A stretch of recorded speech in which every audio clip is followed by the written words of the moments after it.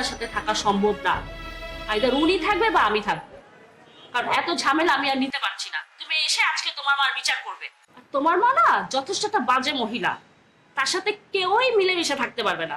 দেখো রিয়া, অফিসে তো আমরা বসে থাকি না, অফিসে নানাবিধ ঝামেলা সামলাতে হয়। তার মধ্যে যদি তোমাদের এই বউ শাশুড়ির ঝামেলা আমার অফিসে বসে শুনতে হয়, তাহলে আমি কিভাবে কাজটা করবো বলো? আর তোমরা যদি এই পরিবারের এই প্রেশার আমার ব্রেনে নেওয়া লাগে, তাহলে আমার পক্ষে কি অফিসের কাজ করা সম্ভব? রিয়া প্লিজ, আমি তো রাতে বাসায় আসতেছি, এখন একটু ম্যানেজ করে থাকো না। আচ্ছা ঠিক আছে, রাখি।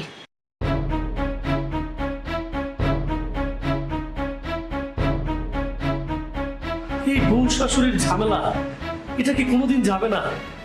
এরা কেন বুঝতে পারে না যে আমরা অফিসে অনেক ব্যস্ততার মধ্যে থাকি, নানান ঝামেলায় থাকি? এখন আমি মার পক্ষ নেবো না বোর পক্ষ নেবো, কিছুই তো বুঝতেছি না।